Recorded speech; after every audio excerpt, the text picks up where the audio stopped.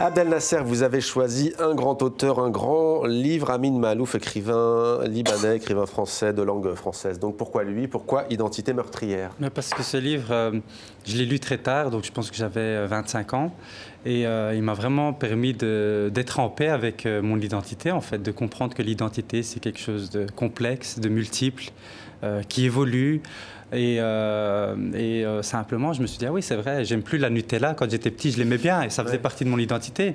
Et je pense que si j'avais compris ça quand j'étais beaucoup plus jeune, si on m'avait fait lire ce bouquin à l'adolescence, ben, j'aurais eu, je pense, une construction identitaire plus apaisée. Et c'est pour ça que c'est un livre que je conseille vraiment à tout le monde. Voilà pour ce très beau coup de cœur. Alors, un coup de cœur improbable ce soir, toute fine. Vous avez choisi un certain, je dis bien un certain, Abdelaziz Bouteflika. Pourquoi lui? Non, c'est pas lui, c'est un guitariste musicien qui s'appelle Anis Amlaha, qui reprend des discours des anciens discours de Bouteflika.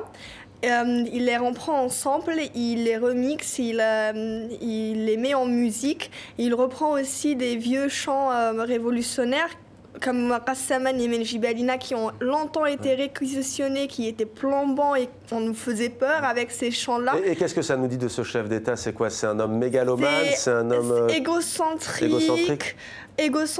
Enfin, quand il dit que... Donc Anis a repris un sample où il dit je suis l'Algérie tout entière, je suis l'incarnation du peuple algérien. Moi, j'ai slamé dessus. Donc l'Algérie tout entière veut savoir à qui la faute. L'Algérie tout entière, c'est nous, c'est pas un homme. Il avait dit aussi avant d'arriver au pouvoir en 1999, si je ne gagne pas, c'est que les Algériens méritent de rester dans leur médiocrité. Oui, et on le remarque, ce paternalisme-là aussi, et cette condescendance dans les prétendues lettres qu'il a écrites, où c'est vraiment faites-moi confiance, mes enfants, je sais pas, d'une certaine manière, je sais mieux que vous.